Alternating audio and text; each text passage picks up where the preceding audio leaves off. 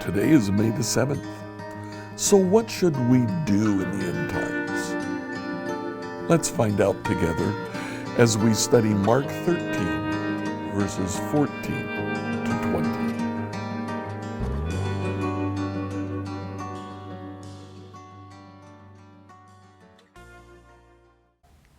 So as Jesus continues the Olivet Discourse, he now begins to turn to some of the doom and gloom that even the disciples will face.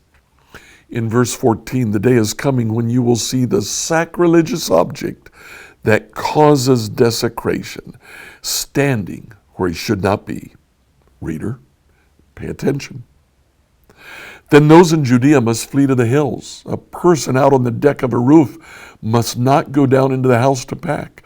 A person out in the field must not return even to get a coat. How terrible it will be for pregnant women and for nursing mothers in those days. Pray that your flight will not be in winter, for there will be greater anguish in those days than at any time since God created the world. And it will never be so great again. In fact, unless the Lord shortens that time of calamity, not a single person will survive. But for the sake of his chosen ones, he has shortened those days. So Jesus talks of the horrible things that'll take place. At the start of our study, we had a question. What do we do? Where do we go?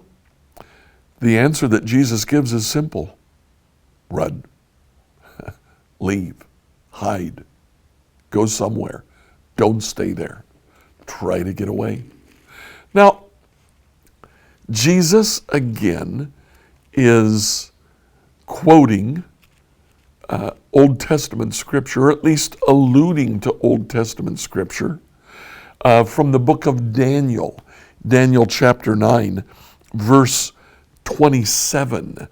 The ruler will make a treaty with the people for a period of 1 set of 7, but after half this time, he'll put an end to the sacrifices and offerings.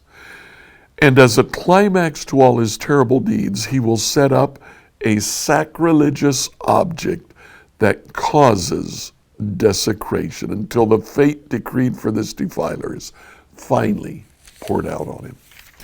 And then again, just a couple of chapters later, in chapter 11, verse 31, his army will take over the temple fortress, pollute the sanctuary, put a stop to the daily sacrifices, and set up the sacrilegious object that causes desecration. The sacrilegious object that causes desecration. That's interesting. Between the two testaments, there was an episode in which Antiochus IV, a ruler who took the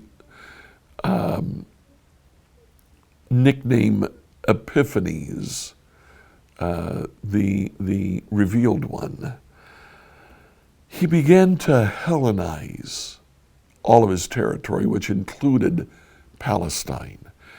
He began to do horrible things in Jerusalem.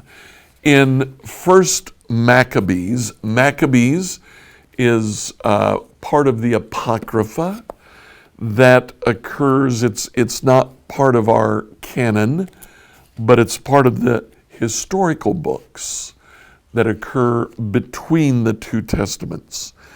In 1 Maccabees chapter 1, verse 54, on the 15th day of the month of Kislev in the year 145, the abomination of desolation was set up on the altar of the Lord. In the towns throughout Judea, pagan altars were built. Incense was offered at the doors of houses and in the streets. every scroll of the law that was found was torn up and consigned to the flames. Anyone discovered in possession of a book of the covenant or conforming to the law was by sentence of the king condemned to die. Thus, month after month, these wicked men used their power against the Israelites, whom they found in the towns. And on the 25th day of each month, they offered sacrifice on the pagan altar, which was on top of the altar of whole offering. An image was erected actually in the temple. There's some confusion. It may have been a statue of Zeus, or it may have been a statue of Antiochus IV. But it was put at the foot of the altar, and on top of the altar, a new altar erected to be able to receive the pagan offerings that were being offered to this statue. At the end of 1 Maccabees 5, yet many of Israel found strength to resist, taking a determined stand against eating any unclean food. They welcomed death and died, rather than defile themselves and profane the Holy Covenant.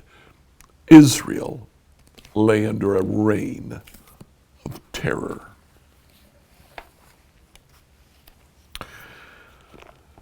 Jesus talks in terms that the disciples would have associated with the Maccabees, certainly with Daniel. And yet, Jesus says that time is still coming. He's saying, in essence, yeah, during the Maccabees, we began to see this, but it's coming again. It will happen again. There will be another abomination of desolation, a sacrilegious object that causes desecration. Where that takes place, now that the temple is no longer there, we're not sure. But there will be one who comes who brings that. Jesus says two things. Run. He says, hide. This will be a time when it's okay to fear for your life and to run. But he says something else. He says at the end of verse 20, for the sake of his chosen one, God will shorten those days. The second thing that Jesus says is that God will still be in control. Yep, run, but understand that God still is in charge. He still controls what's going on. And ultimately, it is still his plan that's working out. I encourage you to like, follow, and subscribe on whatever platform you use to listen to this devotional.